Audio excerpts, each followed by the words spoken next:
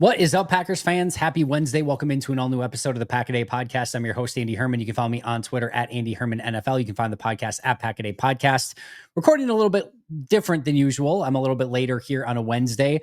Got to Tuesday night, was home a little bit late. Wanted to throw on the Mecole Hardman tape. Got to Mecole Hardman, got through everything. Had to upload the other podcast, and I looked up, and it was 2 a.m. And I'm like, Ross Uglum did a great job with Kent Swanson putting out an emergency pod. And instead of being a zombie on Wednesday, I figured I'd get a little bit of sleep and recorded a little bit later on Wednesday. So my apologies for the delay on today's episode, but should be a fun one, breaking down the Mecole Hardman signing, what he can bring to the team in 2025, and what this means for the Packers. Before we get there, first of all, shout out to Jordan Keespo, Jonathan Hulk, Tony Flaminio, and Stefan Knapp for becoming brand new Pack-A-Day Podcast YouTube members. Appreciate you guys a ton for signing up. If you haven't checked out those memberships yet, now is definitely the time to do so. Members only Q&As and a lot of other great stuff out there for you. So make sure to check that out when you have a chance. Meanwhile, from a news and notes standpoint, Aaron Banks, his signing is officially official, as Ian Rappaport would say. And he is now a Green Bay Packer, announced by the team. The contract is signed, sealed, and delivered. And any angst, anxiety, or nervousness about, oh my goodness, is this actually going to get done? Could there be some sort of issue where the contract doesn't get signed, or there's an injury issue, or whatever it might be, is over and done with. He is now officially a member of the Green Bay Packers. And before we get to Mecole Hardman, we have one last update, at least for today, on the Aaron Rodgers Watch 2025. The Minnesota Vikings are apparently moving forward with J.J. McCarthy as their starter. A variety of different reports, but Tom Pelissero has noted that the Vikings have received multiple trade requests for J.J. McCarthy, and they have told teams that they are moving forward with McCarthy as their starting quarterback. Now, it's still a bit interesting. This entire saga with the Vikings has been, the opportunity to just bring back Sam Darnold was there. The contract that he got in Seattle is what is akin to a one-year deal with 2 team options on top of it. Basically like $35 million guaranteed in 2025. If they wanted to go and bring Darnold back and keep him in hand so that they didn't have to go with McCarthy this season, they could have, and they didn't. That was a very palatable contract for them to sign if they wanted to, and they didn't, which would again immediately lead you to believe that, all right, McCarthy's the guy. But then there continues to be sort of these flirtations with other potential quarterbacks and whether or not they were interested in Rodgers or not, which it sounds like they never really were, depending on who you kind of listen to. And then there were the Daniel Jones sort of situation, some words that they were interested in other quarterbacks. It just never felt like they were really like all in on JJ McCarthy, which has been interesting, but it does now seem like McCarthy is going to be their quarterback moving forward. It sounds like they still have interest in a veteran backup. I'm not sure who that's going to end up being, maybe a Joe Flacco or somebody like that. But for now, JJ McCarthy is the starter, and it seems like the JJ McCarthy era has officially started. It would also seem that leaves 3 options for Aaron Rodgers. I guess kind of 4. The 1 would be the Steelers. The 2 would be the Giants. 3 would be retire. And then I guess the 4th would be just sit and wait and see if maybe there's a quarterback opening later in the year. If somebody were to get hurt and maybe make that decision later on, maybe you don't have to go to training camp that way. That could be a different way that Aaron could look at it. But in reality, it would seem Steelers, Giants, or retirement are probably his top 3 options. So that is the latest. More importantly, I think on the Minnesota Vikings for what they're going to do at quarterback, and the fact that it does seem like they're moving forward with JJ McCarthy, but that is the latest on the Aaron Rodgers saga as well. And that brings us to the one, the only, the one that everyone's been waiting for, Mecole Hardman, and what he means for the Green Bay Packers. Man, there's a lot I want to say on this. The immediate vitriol and angst and frustration, and I get it's probably a loud handful and not maybe the overarching majority of Packers fans, but the immediate, that's not DK Metcalf. That's not Devontae Adams. What are we doing? Goot's an idiot. What is this supposed to be? Mecole Hardman's your answer at wide receiver? You have a wide receiver need and Mecole Hardman is it? That's what you're going to do? Mecole Hardman, in all likelihood, we haven't seen the terms of the deal other than that's a 1-year deal, is a back of the roster free agent signing, the exact type of move that you're supposed to be doing this type of year. I don't know who needs to hear this still. Free agency is done. It is over. There is nobody else out there in free agency at wide receiver or defensive end that Green Bay can sign that is going to add to this team in any way. It's dead. We have reached the dead period. We've reached the value free agent signing period. which is where Goody has done some good work in the past. Guys like Keyshawn Nixon, come to mind. Rick Wagner, Devondre Campbell. There have been some very good free agent signings. Obviously, some like practice squad guys like Alan Lazard and Bo Melton. Obviously, Rasul Douglas that he signed off of practice squads. Guys like Malik Willis, who he's traded a 7th round pick for, and right as training camp was ending and right before the start of the season. There are a lot of value sort of players that Goody has found. Chris Brooks this past year, just out of nowhere, was a player that was waived by Miami. They bring him to the practice squad and then quickly realize he's a 53-man guy and bring him up to the 53-man roster. Goody knows how to sort of find these players. It's where he does a lot of his great work. But this is more likely a back of the roster sort of competition signing than anything else. I'll say it one more time, exactly what Goody should be doing at this point in time in free agency. This is value free agent time. There's no more big time free agents left.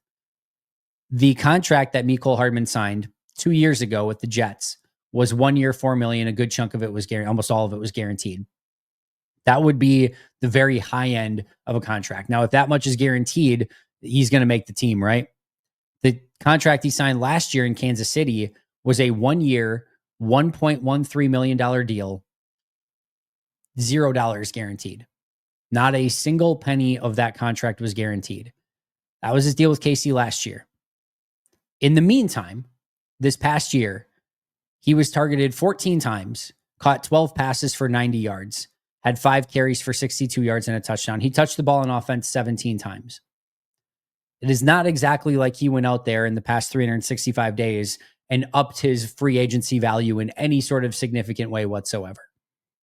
My guess, not seen the deal yet, that this is something that's probably very similar to the 1 year vet minimum signing that he received a year ago with very little, if anything, guaranteed. I'm guessing he probably got something, maybe $250,000, $250,000, something like that as a signing bonus. And maybe it's more of like a 1 year, 1.5 to maybe $2 million deal with, again, a very small bonus. What that would tell you, if that is the case, is that Mecole Hardman has to come in and make this team, that he is not guaranteed to make it. Unless it's something where it's like 1 million or more that's guaranteed and it's like a $2 to $3 million deal or something like that. The guarantees will tell the story here. There's sort of 3 contract structures that I could see this being. If this is the 1 year vet minimum, no guarantee, this is a beautiful signing for Goody. It's exactly what you want. 0 risk, maybe some reward as a returner, kick returner, punt returner, gadget wide receiver if he makes the team. No risk. Maybe it's a 1 year, $2 to $3 million deal with a little bit of guarantees, which again would tell you that he's got to make the team. And if you eat a little bit of dead salary cap because you signed him to a $250,000 signing bonus to come in and compete in camp, and you have to eat that it happens all the time. You spend sometimes more than that on undrafted free agents. So that is a nothing burger. It doesn't even matter. And in fact, his likelihood of making the team in that situation actually goes down because Bo Melton and Malik Heath and any rookie that they get is going to actually be making more, will be younger, and will have more team control than what Mecole Hardman will have. So if he's the bigger deal that he signs, if it's not a like fully guaranteed deal, the actual less likely it is that he makes the team because he's going to be at a natural disadvantage based on his contract. The other players on the roster that he's competing against will be younger and cheaper and have more years of team control. They'll have baked in advantages. Mecole Hardman will not. So he's going to have to work harder to make the team if that's the case. Now, as far as the angst, frustration, anger, if this is a 1 year, $5 million, with $4 million guaranteed or something like that, yeah, then that's silly. Then we're in silly town, and that was a weird move by Brian Gutekunst. Then I'm very confused as to what that will be. Complaining about this deal without knowing the full terms of the contract, and in all likelihood knowing that it's going to be a 1 year vet minimum sort of, or right adjacent to that with very little or minimal guarantees in this deal, makes 0 sense to me whatsoever. And by all means, fan however you want to fan. It seems beyond exhausting to me. Just me. You do you. Just me. It seems beyond exhausting that if your frustration and anger is coming out on a March 18th Mecole Hardman signing as a back of the roster, maybe makes the team, maybe doesn't sort of guy, a complete flyaway or like just giveaway transaction. It means nothing. I don't know how you do it. I honestly don't. I don't know. Like it's reached the point then where how is it fun? How is being a fan of a team fun anymore If were you upset when Green Bay signed Tulu Griffin? Tulu Griffin's a back of the roster wide receiver that Green Bay signed as a futures free agent deal and is on this roster. That Tulu Griffin is a name that's an actual wide receiver on this Packers roster. You probably didn't know that. I could be making that up right now. You wouldn't know any different. But Tulu Griffin is an actual wide receiver on this roster. Were you upset when Brian Gutekunst signed Tulu Griffin to a deal? You have 90 roster spots to play with. 90 roster spots. You are not going to fill them with 90 first-team All-Pros. There are going to be players from a variety of different tiers, whether it's undrafted free agents, whether it's a futures free agent deal, whether it is a huge contract for Jordan Love, whether it is anything in between that. You're going to have guys that have to go out and earn their roster spots on this team and make the team. And in all likelihood, that is what Mecole Hardman is. He is competition for any undrafted wide receivers, any bottom of the depth chart wide receivers, any late round draft picks, as well as guys like Bo Melton and Malik Heath. That is what this is being brought in for, is competition for the back end of your roster. And by the way, if he ends up anything more than that, that is probably a very good thing. You invested probably almost nothing in him, and you are getting something in return that in and of itself is very good value, which would make it a good free agent signing. And by the way, if he doesn't work out, assuming that there isn't some sort of substantial guarantee in this, then you didn't lose anything anyway. You brought in competition, and the good news is your younger guys won. That Malik Heath and Bo Melton or any draft pick that you had beat out Mecole Hardman. Guess what? That's a great sign as well. That's not a bad thing either. These are the exact sort of moves that Brian Gutekunst should be making at this point in free agency. And I see immediately, well, you're just defending Brian Gutekunst, and this is you're saying that Mecole Hardman is a great move.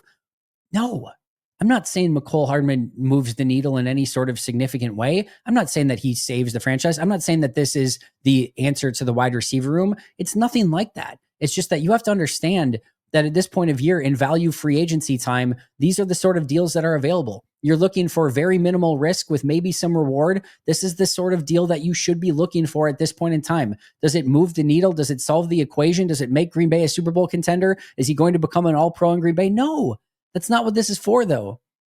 You did your big free agent shopping a week ago. It seems like a week ago with Aaron Banks and with Nate Hobbs.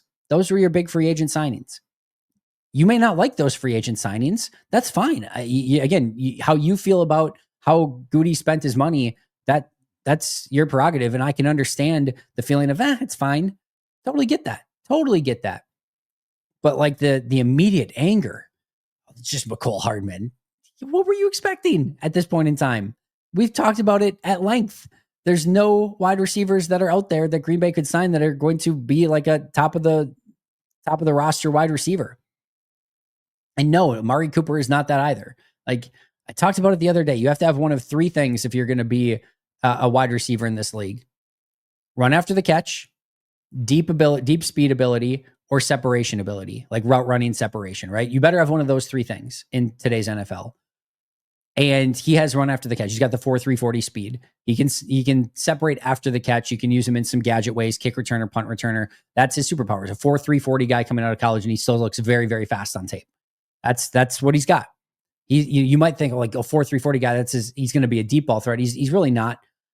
He does have that speed, so you have to at least be aware of him if you're a defense, but he hasn't shown the propensity to be a 50, 60 yard reception guy down the field. That's not what he's actually done. So maybe there's a little bit of that in his game that you can tap into, but it hasn't really shown up in KC, and they've had Patrick Mahomes there. So you would think maybe it would at some point. It just really hasn't. So he's not really a major deep threat. He's not a great like route running separator, although he does have two really good routes in his route tree as I watched his tape yesterday.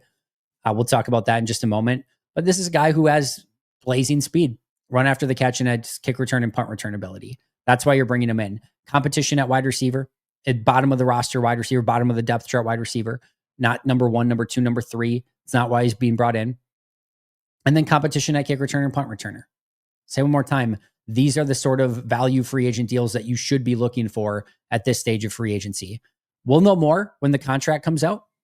And again, if this is a 1 year, $5 million with a bunch of guarantees in it, I'll have a lot more of like, what the hell was that? And we'll talk about it at that time. I'll be pretty stunned if that's the case. And again, just going back to last year, 1 year, $1 million deal, no guarantees for KC. and he's done basically nothing since then. I can't imagine now that Goody's going to go and be like, you know what, 5 million guaranteed, something like that. It's just not going to happen. So if it does, we'll talk about it, and we can express, some more angst and frustration and heated words at that point in time, maybe towards that sort of deal. And I would get it. I would totally understand it. I would be on that boat as well. But as a likely closer to vet minimum guy, it's exactly what you want. Exactly the type of wide receiver that you're looking for at this point in time. I'll say you have a 90-man roster to play with. 90-man roster. You're going to cut at least 37 of these guys, probably more, because you're going to probably churn through some guys during camp. And, you might bring in some guys via waivers and trades at the end of the training camp and cut down time. So you're like 40 of these guys that you have on your 90-man roster are probably not making the 53-man roster at least. It's probably one of those. I think it's closer to being a cut down guy than he is probably an impact player, but that's okay. That's going to happen. And if he does make an impact, then it's a great signing. So again, no risk here. There's nothing to be upset by. It's a normal March 19th sort of deal if you're looking at it that way. I don't think it changes anything from a draft standpoint. Some people, oh no, Green Bay is not going to draft a wide receiver. It doesn't change a thing. Does not change a thing. Green Bay has 3 wide receivers as of right now that they are counting on this season. Dontavian Wicks, Jaden Reed, Romeo Doubs. They'll see later on what happens with Christian Watson based on his injury. They're not making any draft decisions based on Bo Melton, even though I love Bo Melton. They're not making any draft decisions based on having Malik Heath on the roster, although I like Malik Heath. They're not making any draft decisions based on Mecole Hardman or Tulu Griffin or any other wide receiver that is on the roster. They know they need depth. They know they need competition. They know that they are looking at an offseason next year that could see them losing Romeo Doubs and Christian Watson in free agency. They will be very active looking at wide receivers in this draft. Whether or not that is good enough and whether or not that makes you a complete wide receiver room, that is a fair conversation to have. And I will say, I understand the overall maybe slight disappointment. I don't understand the anger, but I understand the disappointment of no top tier pass rusher that Green Bay was able to get. Although I will repeat once again, outside of Josh Sweat, that market really just did not materialize at all, not even remotely the way that we thought it was going to. Many players re-signed with their own team. Those big trades that we thought might be available have all not come to fruition. Crosby and Garrett were off the market, and it looks like Hendrickson's going to end up being the same way. So it just didn't materialize the way that we thought it would. Defensive tackle, Osa Odigizua, re-signed with Dallas. I mean, Milton Williams was the big one. He got a massive contract in New England, and New England just looked like they were going to outbid anyone for his services. So these guys just weren't available that we were hoping were going to be available. And we knew at wide receiver, it was Metcalf or Adams or bust. And Metcalf got a massive deal going to Pittsburgh, and Adams got the deal he wanted in LA. You weren't going to beat it out.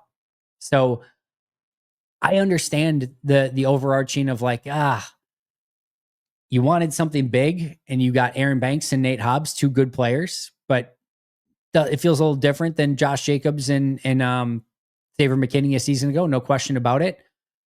Just wasn't much there. We've talked about that as well. What deal would you have done? What would have made you happy? I don't know. I don't know that there was something out there that Green Bay could have done that would have satiated Packers fans' thirst for something major to happen this offseason. I just don't think the offseason materialized the way that Packers fans would have liked to have thought that it would have. That's as simple as I can put it. Now, as far as Mecole Hardman, doesn't change the draft philosophy. Right now, it's just depth and competition.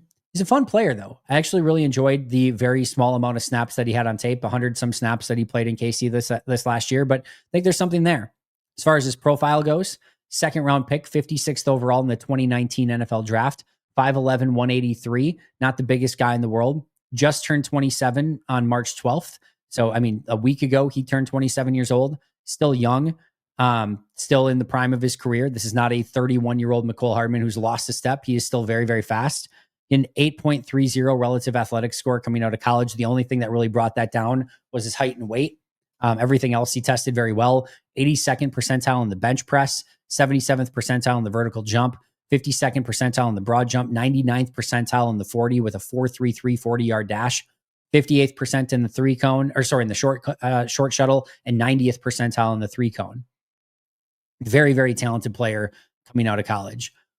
His stats this last year, he had 14 targets, 12 catches, 90 yards, and 6 first downs, 5 carries, 62 yards, a touchdown, and 2 first downs. You do love seeing that. It was 8 first downs on 17 touches. It's not a bad ratio. His best season was 2021 when he had 59 catches for 693 yards, 2 touchdowns, 8 carries, and 46 yards. And in his career, he's been targeted 258 times for 178 catches, 2,302 yards, and 12.9 yards per reception. For Pro Football Focus, he has 2,494 career snaps. In 2019, and it's worth noting here, the average PFF grade is 60, right? So in 2019, his rookie year, had 529 snaps, had a 68.1 grade. 2020, he had 591 snaps with a 69.0 grade. 2021 was his best season, 723 snaps with a 70.2 grade. 2022, he had 318 snaps with a 68.2 grade. Then had that really bizarro stint with the Jets in 2023. Didn't work out. He had 1 catch with the Jets. They traded him to KC, ended up being the Super Bowl hero in that Super Bowl, ended up with the game-winning catch. 218 snaps, 55.2 grade. His only time below average per PFF was in 2023. 2024, he got 115 snaps this past year. These are all just on offense, by the way. 72.8 grade this past year. When he was on the field, he actually looked fine. He looked good. He was like, again, there's not a major weapon here, but you can put him on the field and easily he can be like a piece for you. There's not, I don't have any major concern about that. Per PFF, again, he was targeted 14 times, 12 completions for 90 yards, no touchdowns, no interceptions when targeted, a 93.5 passer rating. In his career, 284 targets, 205 catches, 72.2% completion percentage, 2,590 yards, 19 touchdowns, 3 interceptions when targeted. He had 0 drops last year. That will make Packer fans happy. He's had 4 drops in the last 3 years combined, does have 3 fumbles on offense in his career. From a return standpoint, this past year, he had 20 punt returns for 203 yards, a 10.2 yards per return average. So it's a very good average as a punt returner. Also had 5 kick returns for 132 yards, a 26.4 average. Solid average there. Not many returns, though. In his career, he's got 89 punt returns for 819 yards, a 9.2 yard average, and 1 touchdown, and 45 kick returns for 1,073 yards, a 23.8 yard average, and a touchdown as a kick returner. He was a second team All-Pro and a Pro Bowler as a kick returner / punt returner in his rookie season. His scouting report, this was coming out of the draft. This is per Lance Zierlein of NFL.com. Worth noting here that he did not play wide receiver until college. He was a DB coming out of high school that transitioned to wide receiver when he got to college. So he was relatively inexperienced at wide receiver when he was going into the draft. Here was the scouting report. Raw but explosive with bursts to uncover underneath and a second gear to threaten over the top. Hardman is a relative newcomer to the position, and it shows up at times in routes and his struggles competing for the ball in traffic. Hardman could develop into a lesser version of Tyreek Hill, a much lesser version of Tyreek Hill, with his playmaking potential after the catch, on deep balls, and as a returner. Speed kills in today's game, and Hardman could be coveted in day 2, rounds 2 through 3, which again he was taken on day 2 of the draft. As I went back and watched those 100+ snaps from this past season, here were some positives and negatives that I noticed on tape. Positives, first of all, is returnability. As I mentioned, he was a Pro Bowler and a second-team All-Pro as a rookie. He has continued to flash the ability to do both of those things. I think he'd be an immediate upgrade at punt returner for anyone that's been on the roster. He catches the ball clean. He's dangerous with the ball in his hands. So I think as of right now, if there were a game tomorrow and you got to use everyone on the roster, I think Mecole Hardman would be your punt returner. I think Keyshawn still makes sense as a kick returner, but if you want to just use him as a corner because he's your arguably your top corner right now, then I could understand putting Hardman back there as a kick returner as well. But he would immediately be Green Bay's best punt returner, in my opinion. He has great acceleration and movement skills still. So that speed is still there. 4.340 coming out. I don't know if he'd still test as a 4.340, but the speed is very evident on tape. The acceleration is what I love. So they use him on these little bubble screens, as you can imagine, screen, and just boom, acceleration is there and he's immediately fast. Like there's no ramp up. It's just 0 to fast in a millisecond. So you love that ability to accelerate quickly. And the movement skills I love as well. There are players who have that big time juke and they do a little dancing and sometimes you can get stuck because you're just going horizontal. What I love about Hardman is he's got these little subtle movements side to side as he's accelerating up the field. So it's a continuous forward progression for him but there's enough wiggle in there that it's still sort of tough to exactly anticipate where he's going to go. I really like that aspect of his game, and I like his overall agility, acceleration, speed, movements. Like, it's all there. He's still got some very, very, very, very good movement skills. They used him a lot in KC as a gadget guy and decoy guy. A lot of fake end arounds and reverses, and he's not a great blocker, which we'll talk about in just a moment. But KC used him in ways where he still took defenders with him because they were worried about either his horizontal or vertical speed. So if you put him in motion in a run play that's going to the right, but you motion him to the left, and you either fake that end around or reverse, you're bringing defenders with him. So it's like he's blocking them, even though he doesn't have to block them. And I thought they did a great job of utilizing him in that way to sort of mitigate some of that lack of run blocking ability. And they did a really nice job of kind of utilizing him as that decoy within the offense. As far as routes go, he's not the most diverse route runner in the world, but there are a few routes that I think serve him very, very well. Runs a very, very nice out and up. And then we talk about that ability to that unique movement ability of just kind of accelerating upfield while still making movements within it. The little fake to the outside and getting up on the out and up looks very, very smooth, very, very clean. So he runs that route very well. Runs a whip route to perfection. That's where he caught that game-winning Super Bowl catch, but it showed up on tape multiple times last year as well. Just a little cut inside and then a cut aggressively outside, and they start going with him on that little almost like crosser, and then he cuts the opposite way, and he can get some really easy separation that way. So that's a really nice route for him. And then the deep and intermediate crossers, especially the intermediate ones. I should say it differently. The short and intermediate crossers, not so much the deep ones, but those crossing routes where he can utilize that 4.340 speed and just separate through the course of the route. That is something that he runs very well also. So out and up, crossing routes, whip routes, those are the ones where he finds his success. The nice thing about Hardman is you kind of feel like, oh, he's this gadget guy and he's just maybe like a slot wide receiver. And well, Green Bay doesn't really need a gadget slot guy. They got Jaden Reed. We can put Wicks in the slot. Like, they've got these different pieces. Well, you can line Hardman up everywhere. In fact, he had more outside wide receiver snaps than slot wide receiver snaps this past year. So you can line him up outside, which is really nice. You can put him in the slot. You can put him in the backfield. Casey used him a little bit of everywhere. So that's like one really nice aspect of his game is you can line him up multiple spots, including outside at wide receiver. We talked about the speed, but that really equates to run after the catch. You do see him have that burst. And again, we're not talking about this like big time playmaker, but you run a bubble screen to him, he's going to have that ability to make something happen after the catch with it. Change of direction is good. He's a really nice scheme fit. Like, he fits what Matt LaFleur wants, the ability to play at all the wide receiver positions, speed after the catch, a guy that you can scheme up a little bit.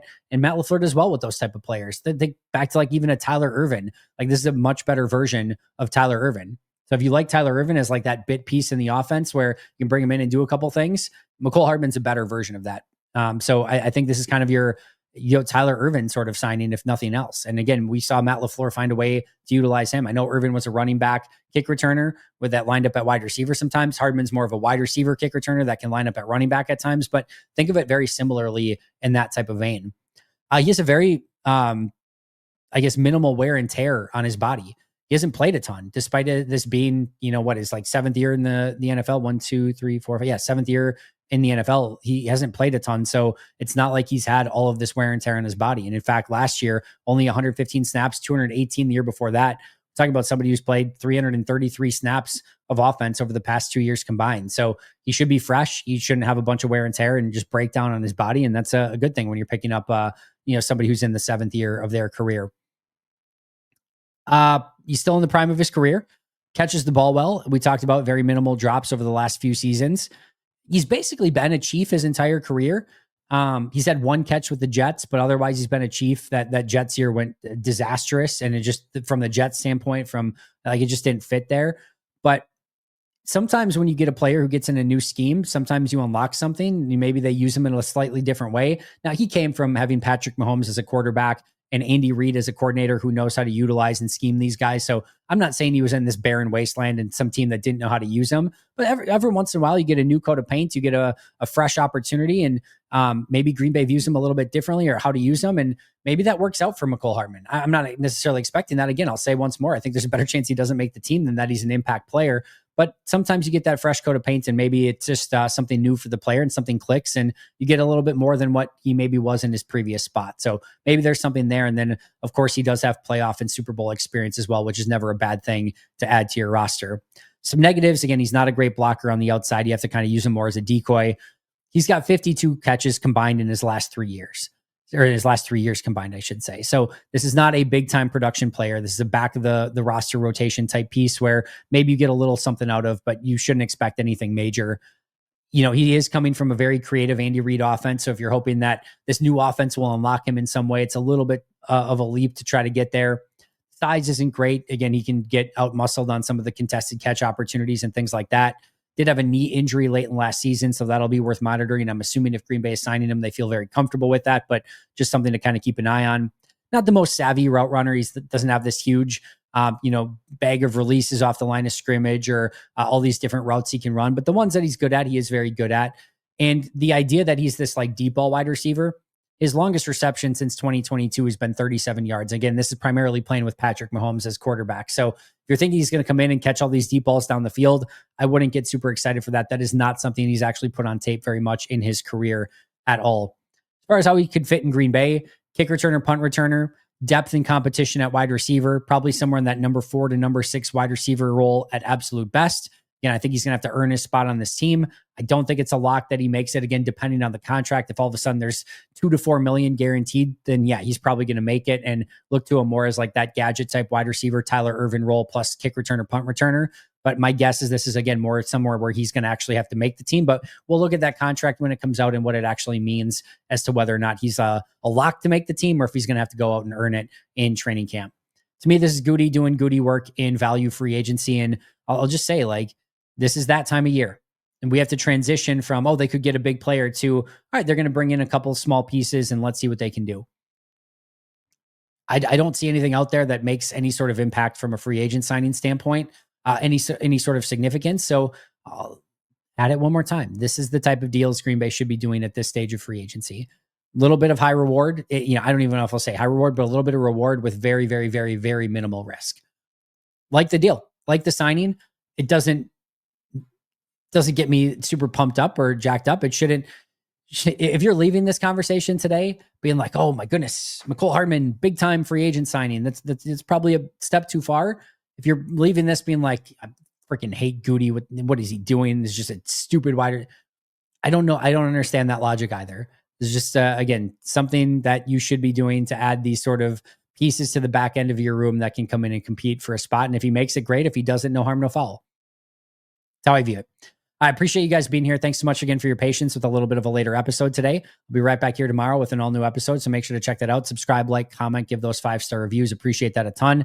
Shout out to our All Pro and Hall of Fame members, Most Hated Minnesotan, PJ Wynn, John Wild, Brandon Paletta, Jennifer Wright, Boom Handle, Donald Lee, Lori Lord, Baby QB, David McCluskey, Donald Decker, Alex Huang, Peter Rataka, Jay Zimmerman, B. Brown, Puerto Rican Packer, Dan Gessford, Step Keat, Dylan Pat Scott, Bobby Santoro, SoCal Pack, Chris Rager, Izzy Roberts, Ian Ewing, Razul Douglas Time, and Jake Koner. I'll see you guys tomorrow. But until next time, and as always, go Pack Go.